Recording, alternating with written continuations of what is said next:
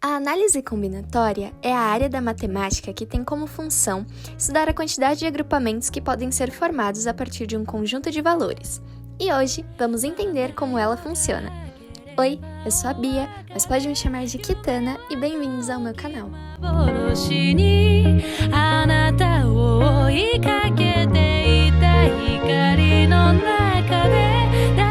A análise combinatória é composta por arranjos, combinações e permutações.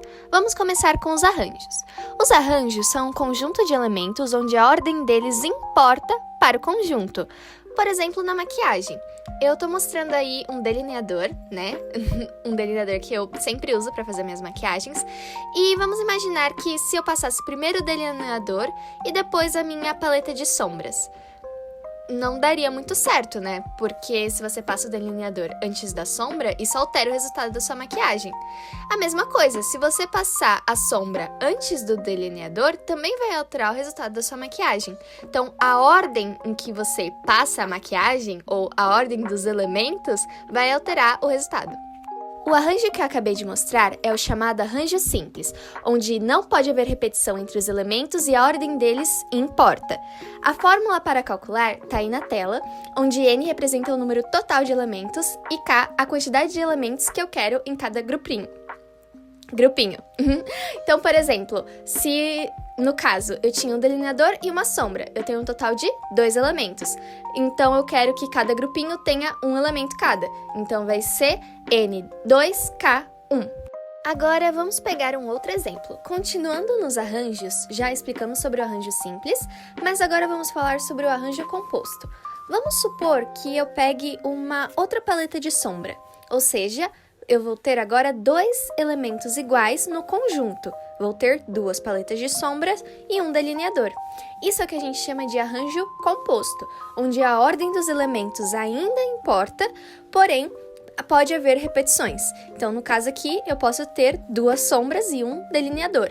A ordem deles vai alterar o resultado, mas pelo menos eu posso ter elementos repetidos. Bom, como dito anteriormente, arranjo composto.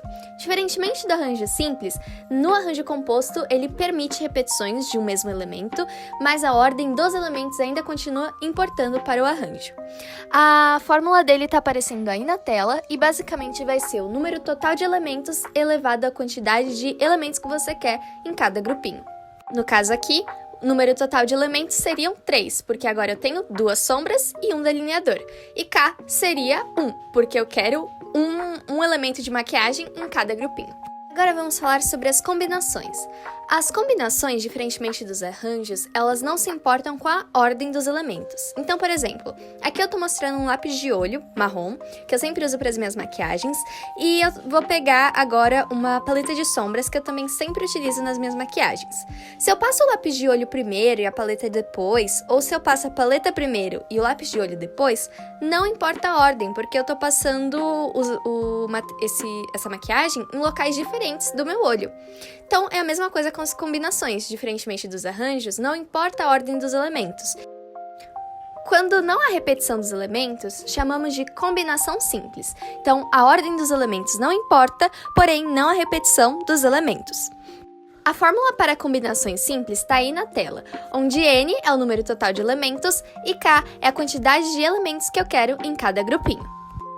Agora vamos adicionar mais uma paleta de sombras ao meu conjunto. Agora eu tenho 2 elementos repetidos, mas a ordem ainda não continua importando, porque é uma combinação composta. Diferentemente do arranjo composto, a ordem não importa e ambos possuem repetições. Bom, como dito anteriormente, a combinação composta permite repetição de elementos e a ordem desses elementos não importa.